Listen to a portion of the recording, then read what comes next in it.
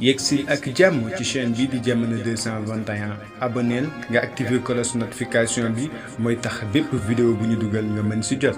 nag jàmm ci xabaar moom mi kat am waratul am place ci espace médiatique bi waaye tamit kenn rek war koo invité ci plateau yi moom Cheikh Yérim Seck du samay kaddu yooyu la nag kii di Thierno Bocoum moo ko daal di yëkkati daal di xamle ni kat Cheikh Yérim Seck mile jëf ji nga xamante ni def na ko wala boog wax ji nga xamante ni wax na ko